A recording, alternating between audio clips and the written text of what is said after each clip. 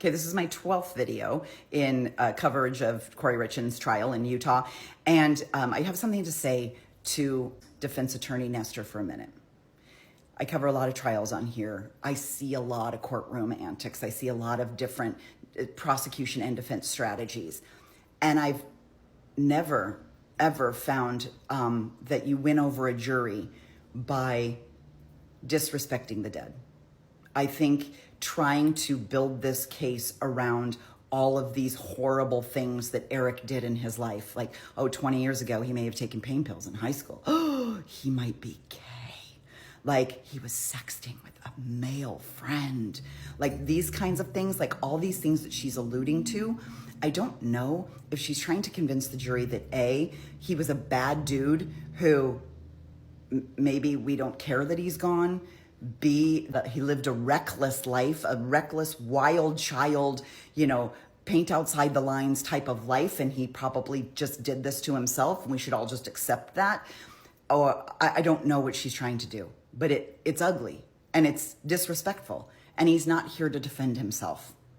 If this were a self-defense, if Kouri's defense was self-defense and they wanted to allude to like, he was a rampant drug user and he got violent and he got despondent and he left her alone for hours on end. He would run off with the Mexican cartel and go hunting illegal animals and he would go do all of this stuff. Fine, bring it in, because those are the type of trials where you put the character, right? She's defending herself against this bad character.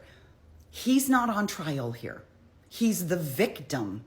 So the more we talk shit about him, I think it's going to make the jury realize, okay, why are you trying to deflect me from the fact that your defendant has a lot of motive for killing her husband? If there is no other defense than to say, guess what, he may have been gay, then you're fucking sunk.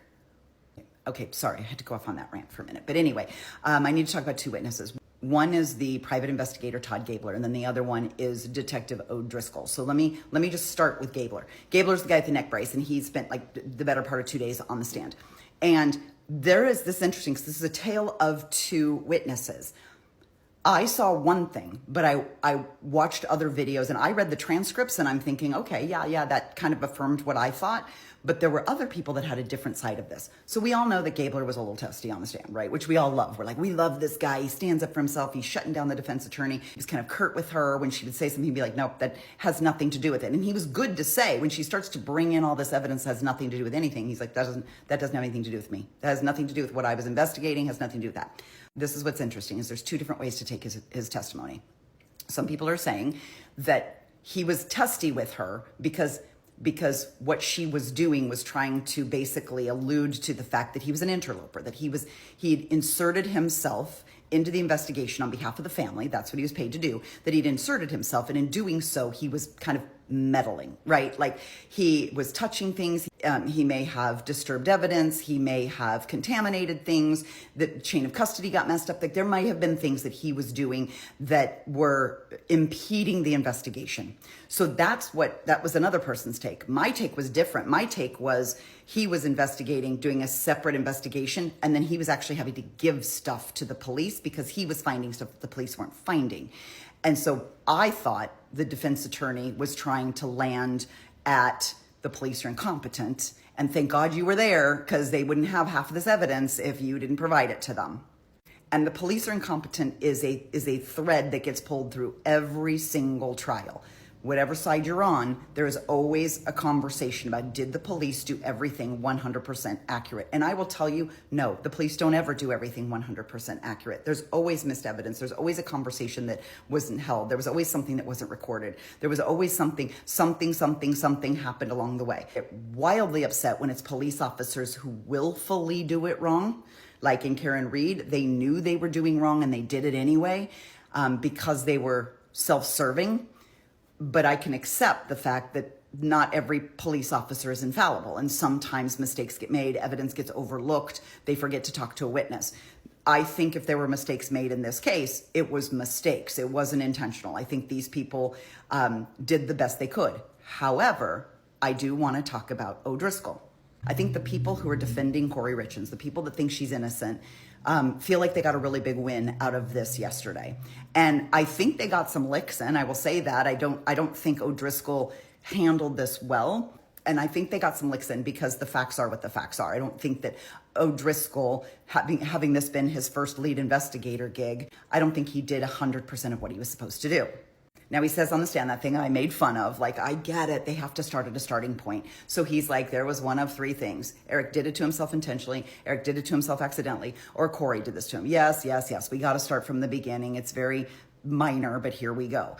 And he started pulling threads. Now, I do question that interrogation with Carmen, because I hate when police do this. I hate when they're interrogating people and they're allowed to lie. So they're allowed to say, like, oh, well, we know you were there. Your fingerprints were at the scene. Like, they're allowed to say things to people to get confessions, right? They can get confessions out of people. And they can make all kinds of promises and they can do all kinds of things. And you see that in these videos, right? You see him saying to Carmen, like, this is your get out of jail free card. If you help me put Kouri Richins behind bars, I'll give you anything you want. That's not exactly what was said, but you get the gist, right? Where he's like kind of alluding to the fact of like, hey, you're my lead witness here, Carmen. You could bury this woman. You could help me bury her and then I'll help you. Like, it's foolish. It's bad police work and it should never happen.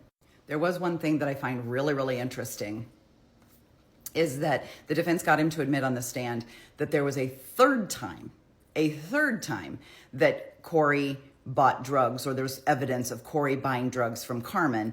And this was after Eric was already dead. So I have seen people alluding to that she was going to kill the boyfriend next. I don't know that to be true at all. I'm just like, alleged. I have no idea. But it's interesting because here, again, the defense keeps going with Eric was the abuser of drugs. Eric was the regular drug taker. Eric this, Eric that. Then why is Kouri buying pills after he's gone? So maybe it was Kouri that was the drug user. Maybe it was Kouri that had dependencies. Maybe it was Kouri that was giving them to somebody else. Or maybe she was using them for nefarious plots someplace else. I don't know. Today is Thursday, and I believe O'Driscoll is supposed to be back on the stand today, so we will hear all the redirect. I do think, I will say this, I will give a compliment to the defense attorney here. We've all been calling them dumb and dumber this entire time, but this is one of those times where her like, oh, shucks, was that me? Did I say that? Like, this might pay off for her because she's throwing things out at O'Driscoll that aren't relevant or that we already know, right? Like, she's asking things like, were the cups, the Moscow Mule cups, were they tested for fentanyl? And he's like, no, they weren't. She also asked him about some GPS data, like where can we see by GPS where Eric was when he was eating the sandwich on Valentine's Day? And he's like, no, I don't know that. And even though a toxicology person talked about the Moscow Mule cups, they've already talked about all the data. So she's saying it again here because what she's trying to do, she's trying to get the cop, the lead detective, to say he doesn't know this because she's hoping it resonates with the jury that he didn't know what he was doing when actually those are areas of responsibility for someone else. So he should have said, that was not my job, but he didn't. So that's how it's left with the jury. Now come back because I want to talk about her journal and the walk the dog letter.